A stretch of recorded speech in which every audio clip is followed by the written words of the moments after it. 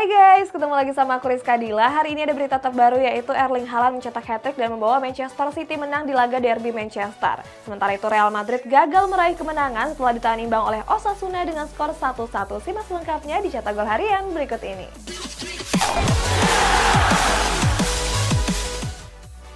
Berita pertama, Antonio Conte kritik wasit Premier League yang dianggapnya banyak mengambil keputusan yang salah. Masih di kabar Premier League, ada Manchester United yang masih ingin mendatangkan Frenkie de Jong. Antonio Conte memberikan kritikan pedas terkait kinerja wasit. Menurutnya wasit Premier League dianggap memiliki standar ganda dalam pengambilan keputusan. Sebab anak asuhnya banyak dirugikan karena keputusan wasit dari Anthony Taylor. Salah satunya adalah dengan memberikan kartu merah kepada Emerson Royal. Pelatih Tottenham Hotspur ini meminta FA untuk mau mengevaluasi kinerja wasit. Conte pun berharap kalau wasit Premier League mau mencontoh apa yang dilakukan wasit Serie A. Manchester United dikabarkan masih belum menyerah untuk menggait Frenkie de Jong. Dilansir dari 90 Min, Setan Merah ingin memboyong gelandang Barcelona itu di musim panas mendatang. Erik ten Hag menganggap de Jong sebagai gelandang berkualitas. Pelatih Belanda ini pun yakin de Jong bakal menjelma menjadi salah satu gelandang masa depan Setan Merah. Sayangnya The Red Devil punya peluang kecil menggait de Jong ke Old Trafford. Selain masih menjadi andalan Xavi Hernandez, de Jong juga masih terikat kontrak sampai tahun 2026. Lazio dan Atalanta meraih kemenangan setelah mengalahkan Spezia dan Fiorentina. Masih di hasil pertandingan Serie A, ada Juventus yang meraih kemenangan pertama setelah gagal menang dalam 3 laga terakhir. Lazio melakoni pertandingan pekan ke-8 Serie A melawan tamunya Spezia. Bertanding di publik Stadion Olimpico, skuad Bianco Celeste mengakhiri laga dengan 4 gol tanpa balas. Lazio membuka keran gol mereka pada menit ke-12 lewat Mattia Zaccagni. Berikutnya pada menit ke-24, Alessio Romagnoli menggandakan skor menjadi 2-0.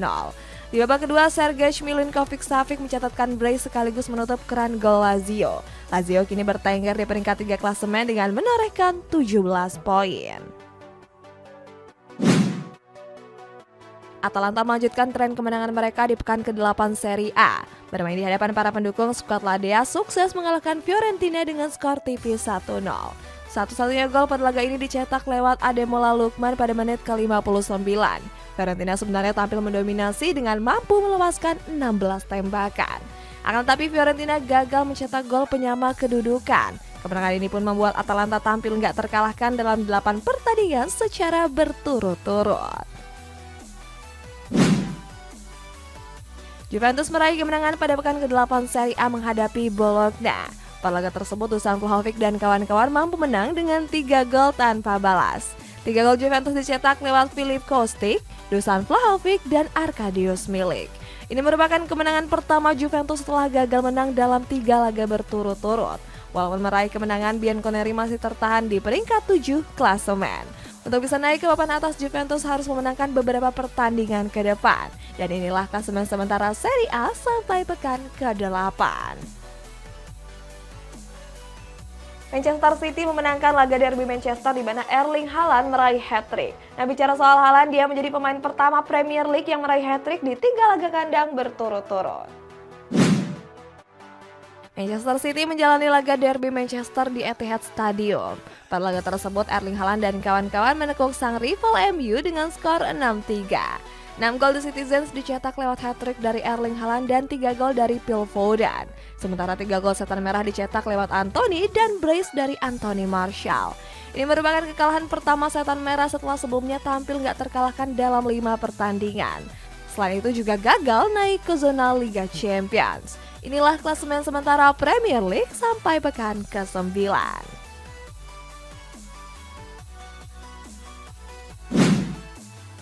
Pemain Manchester City Erling Haaland meraih hat-trick dalam laga derby Manchester tadi malam. Torehan apiknya ini membuat Haaland mencatatkan rekor luar biasa. Opta mencatat kalau bomber Norwegia ini menjadi pemain pertama yang mencetak hat-trick dalam 3 laga kandang berturut-turut.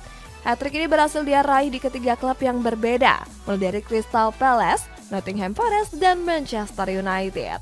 Haaland yang sudah mengemas 14 gol kini memimpin top skor sementara Premier League dengan mengungguli Harry Kane. MU yang mengalami kekalahan telak membuat para fans kecewa dan memilih pulang duluan. Masih di laga yang sama ada Erik ten Hag yang marah-marah dan menyebut kalau anak asuhnya nggak punya nyali menang. Fans Manchester United merasa kecewa melihat penampilan setan merah dalam laga derby Manchester. Akibatnya para supporter pun memutuskan untuk meninggalkan stadion lebih cepat. Di babak pertama setan merah memang kalah dengan skor telak 4-0. Kejadian ini sendiri bukan pertama kalinya terjadi karena sebelumnya mereka pernah melakukan aksi serupa pada musim lalu. Saat itu Manchester United mengalami kekalahan telak melawan Liverpool. Mereka yang putar haluan gak bisa menahan kekecewaannya karena harus dibantai rival terbesar. Manchester United menelan kekalahan telak atas sang rival Manchester City dalam laga derby Manchester tadi malam. Sementara itu terdapat momen yang gak biasa terjadi. Kekalahan ini membuat kiper setan merah David De Gea merasa frustasi. Saking kesalnya kiper asal Spanyol ini mengamuk dan terlihat menendang tiang gawang. Usut punya usut, De Gea mengaku kecewa melihat pertahanan setan merah yang dianggap bapuk. Selesai dibantai Manchester City, pelatih Manchester United Erik ten Hag memberikan komentarnya. Pelatih berkepala pelotos ini kecewa dengan permainan The Red Devil. Ten Hag menyebut kalau anak asuhnya nggak punya nyali untuk menang. Sebab Ten Hag menilai kalau kekalahan ini disebabkan karena penampilan buruk para pemain. Mantan pelatih Ajax Amsterdam ini menganggap kalau Bruno Fernandes dan kawan-kawan gak ada niat untuk menang. Selain itu dia juga menyoroti anak asuhnya yang tampil gak disiplin. Espanyol bertanding melawan tamunya yakni Valencia dalam laga lanjutan pekan ke-8 La Liga. Pada laga ini kedua tim bermain imbang dengan skor 2-2. Di babak pertama kedua tim gagal mencetak gol dan mengakhiri laga dengan skor kacamata. Di babak kedua Valencia membuka keunggulan lewat Gabriel Paulista di menit ke-53. Gak berselang lama Espanyol berhasil menyamakan kedudukan lewat Jose Luis. Espanyol sempat berbalik unggul namun sayang Eray Commerce mencetak gol penyama di menit akhir pertandingan. Sebelum laga dimulai, kedua tim terlebih dahulu untuk mengheningkan cipta. Hal ini dilakukan sebagai bentuk penghormatan terakhir kepada para korban di Kanjuruhan Malang. Next ada Real Madrid yang gagal mempertahankan rekor 100% kemenangan mereka setelah ditahan imbang Osasuna dengan skor 1-1. Masih dari kabar Spanyol guys, ada Sevilla yang dikabarkan ingin memecat sang pelatih Julen Lopetegui. Real Madrid gagal meraih kemenangan pada laga lanjutan pekan ke-7 La Liga. Bertanding di Santiago Bernabeu, Karim Benzema dan kawan-kawan ditahan imbang Osasuna dengan skor 1-1. El Real sejatinya unggul terlebih dahulu lewat gol dari Vinicius Junior pada menit ke-42. Tetapi sayang Osasuna mampu mencetak gol penyama melalui Enrique Garcia. Real Madrid sebenarnya punya kesempatan menang lewat titik putih di menit ke-79. Sayang Karim Benzema yang menjadi eksekutor gagal menjalankan tugasnya dengan sempurna.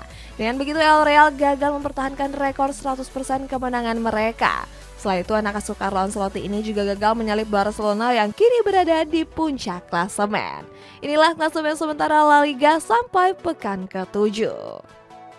PSG berniat untuk menggagalkan kepindahan Lionel Messi ke Barcelona dengan menyodorkan kontrak baru. Kita beralih ke Italia, ada Simone Inzaghi yang pede kalau dirinya gak akan dipecat dari kursi kepelatihan Inter Milan. Federico Valverde mencuri perhatian pada awal musim ini. Alasannya karena pemain asal Uruguay tersebut tampil impresif dan menjadi salah satu pemain penting Real Madrid. Valverde pun mendapat pujian dari rekan senegaranya yakni Luis Suarez.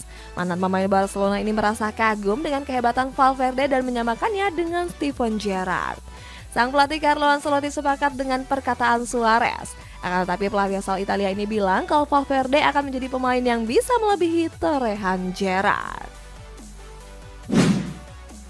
Sevilla mengawali musim 2022-2023 dengan serangkaian hasil yang mengecewakan. Di laga terbarunya, skuad Lesnar Fionenses dikalahkan oleh Atletico dengan 2 gol tanpa balas. Kekalahan ini membuat Dewan Direksi klub melakukan pertemuan mendadak. Dalam pertemuannya mereka membahas terkait pemecatan sang pelatih Julen Lopetegui. Akan tetapi mereka nggak ingin memecat Lopetegui sebelum menemukan penggantinya. Sejauh ini Sevilla memang tampil buruk dan kini menempati peringkat 17 klasemen. Alexander Nubel sedang menjalani masa peminjaman di AS Monaco. Kiper muda asal Jerman ini memutuskan cabut karena jarang mendapat menit bermain di Bayern Munchen. Bersama AS Monaco, Nubel tampil reguler dan kerap dimainkan oleh sang pelatih. Walaupun begitu, dia pun menjadi salah satu kiper dengan kebobolan terbanyak yakni 13 gol. Nubel yang mendapat menit bermain merasa senang bisa berseragam AS Monaco. Dia juga menilai kalau keputusannya pindah merupakan keputusan yang tepat untuk karirnya. Lionel Messi digadang akan kembali bergabung ke Barcelona. Sayangnya niat Lapulga untuk cabut menemui titik buntu. sebab PSG berniat memperpanjang kontraknya selama 1 tahun. Gak cuma itu, skuad Parisiens juga bakal menaikkan gaji La Pulga sekitar 30 juta euro per tahun. Di awal musim ini Messi memang tampil impresif. Buktinya penyerang asal Argentina ini mencatatkan 5 gol dan 7 assist dalam 9 pertandingan Ligue 1 Prancis. Penampilan ini cukup berbeda pada musim lalu. Sejumlah klub top Eropa bersimpati terkait kerusuhan yang terjadi di Stadion Kanjuruhan Malang. Mulai dari Barcelona sampai Manchester United turut menyampaikan duka citanya. Gak cuma itu, sejumlah kompetisi Eropa pun melakukan hening cipta sejenak untuk para korban. Salah satunya ada Liga Belanda yang melakukan hal itu di laga Fortuna Sittard kontra FC Volendam. Juru bicara KNVB menyebut kalau langkah ini cukup menghormati para korban yang telah gugur. Menurutnya kejadian ini merupakan bencana terbesar dalam sepak bola. Inter Milan meraih hasil sangat buruk saat berhadapan dengan AS Roma kemarin. Bertanding di publik Giuseppe Meazza, Nerazzurri takluk dengan skor tipis 1-2. Kekalahan ini merupakan kekalahan keempat Inter Milan. Hasilnya banyak para fans yang menuntut Simone Inzaghi untuk mundur dari kursi kepelatihan. Akan tetapi Inzaghi pun yakin kalau posisinya sebagai pelatih Inter Milan masih cukup aman. Di sisi lain, dia juga akan segera membenahi performa tim agar lebih baik.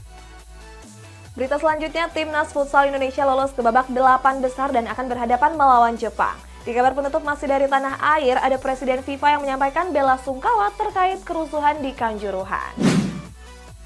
Timnas Futsal Indonesia melakoni laga terakhir pada babak penyisihan grup C Piala Asia Futsal 2022. Pada pertandingan kali ini, skuad Garuda sukses menekuk Taiwan dengan skor 4-1. Skuad Garuda menutup babak pertama dengan unggul 3 gol lewat hat-trick dari Muhammad Fajrian. Masuk ke babak kedua, skuad Garuda kembali mencetak 1 gol lewat Shauki Sawat. Sementara Taiwan cuma berhasil mencetak 1 gol hiburan lewat Lin Ching Hong. Kemenangan ini memastikan langkah skuad Garuda lolos ke babak 8 besar dan akan melawan Jepang. Timnas Indonesia kembali mengalami kekalahan di Piala Dunia Amputasi menghadapi Inggris. Pada laga tersebut, skuad Garuda diperdaya dengan 3 gol tanpa balas. Di babak pertama, skuad Garuda tertinggal 1 gol lewat Jamie Tragaskias. Berikutnya di babak kedua, Indonesia kembali kecolongan dengan kebobolan 2 gol. Ini merupakan kekalahan skuad Garuda secara berturut-turut. Hasilnya mereka kini menempati dasar klasemen dengan belum meraih 1 pun kemenangan. Berikutnya, skuad Garuda akan berhadapan melawan Amerika Serikat. Sebagai informasi, pada laga ini para pemain mengheningkan cipta untuk menghormati korban di Kanjuruhan. Lewat Instagram pribadinya, Valentino Simanjuntak atau yang biasa dikenal dengan Valentino Jebret memutuskan untuk mundur sebagai komentator Liga 1. Keputusan ini diambil terkait buntut dari kericuhan di Stadion Kanjuruhan Malang kemarin. Dalam postingannya, Valentino Jebret membeberkan sejumlah alasannya. Salah satunya dia merasa syok dan frustasi mendengar kabar tersebut. Sebab sebelumnya dia menjadi komentator dan menilai kalau laga itu merupakan laga terbaik yang ia bawakan. Striker Arema FC yakni Abel Kamara menceritakan kejadian mengerikan pasca kerusuhan kemarin. Saat itu dia menceritakan kejadian itu kepada media asal Portugal yakni Mais Futebol. Kamara bilang kalau di ruang ganti dirinya melihat para korban meninggal di hadapannya. Penyerang asal Guinea ini menyebut para korban itu sekitar 7 atau 8 orang. Menutup wawancaranya, Kamara mengatakan kalau ini merupakan laga hidup dan mati.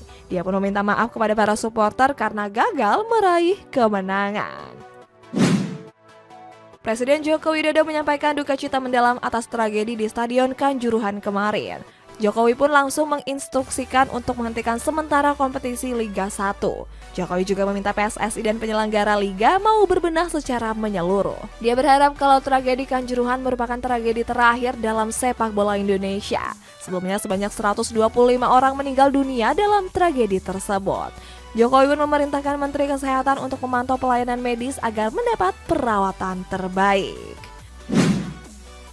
PT LIB resmi memberhentikan kompetisi Liga 1 selama 1 pekan ke depan. Hal ini disampaikan oleh Yunus Nusi selaku Sekjen PSSI seusai kericuhan di Stadion Kanjuruhan. Walaupun begitu, Yunus Nusi menegaskan kalau kompetisi Liga 2 dan Liga 3 tetap berjalan. Apalagi kompetisi Liga 3 baru saja digelar pada beberapa hari yang lalu. Yunus Nusi menambahkan kalau kualifikasi Piala Asia U17 juga tetap berlangsung. Dia menganggap kalau kompetisi itu aman karena nggak ada rivalitas di dalamnya. Kerusuhan di Stadion Kanjuruhan telah sampai ke telinga Presiden FIFA yakni Gianni Infantino. Infantino mengaku syok dan terpukul mendengar kejadian tersebut. Dilansir dari situs resmi FIFA, Infantino bilang kalau ini merupakan masa kelam yang memilukan dalam sepak bola. Dia juga menyampaikan duka mendalam kepada keluarga korban. Akibat kejadian ini, markas besar FIFA mengibarkan bendera setengah tiang. Hal ini dilakukan sebagai wujud penghormatan terhadap para supporter yang menjadi korban. Guys, kita baca komentar ini dari Sakim XD. Saya lagi nunggu derby Manchester. Tadi malam udah guys derby Manchesternya, gimana menurut kalian? Sesuai nggak sama ekspektasi kalian? Komen di bawah ya, sampai jumpa.